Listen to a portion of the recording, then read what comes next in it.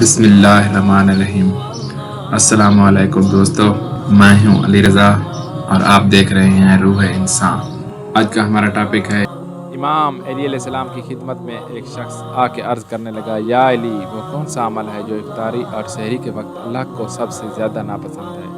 بس جیسے ہی یہ پوچھا گیا تو امام علی علیہ السلام نے فرمایا، اے شخص، وہ عمل غصہ کرنا ہے، اللہ کا شکر نہ کرنا ہے۔ یاد رکھنا، میں نے اللہ کے رسول سے سنا ہے کہ روزہ رکھتے وقت یا روزہ کھولتے وقت جو انسان غصے میں رہتا ہے، اس وقت جو لوگ اس سے جڑے ہوتے ہیں ان سے تلخ بات کرتا ہے تو اللہ اس کے روزے کے ثواب کو کم کر دیتا ہے۔ جو انسان روزہ کھولتے وقت اللہ کا شکر ادا نہیں کرتا تو ایسے انسان کو اللہ ناپسند کرتا ہے۔ یاد رکھنا، سب سے عظیم عمل یہ ہے کہ سحری اور افطاری میں جو انسان پرسکون رہتا ہے، اللہ کو یاد کرتا ہے، اللہ کا ذکر کرتا ہے اور اللہ کا شکر کرتا ہے، کیونکہ میں نے اللہ کے رسول سے سنا، جو انسان روزہ کھولتے وقت اللہ کا شکر کرتا ہے، اللہ اس کے روزے کے ثواب کو 70 گنا بڑھا دیتا ہے، اس انسان کے تمام گناہ معاف کر دیتا ہے۔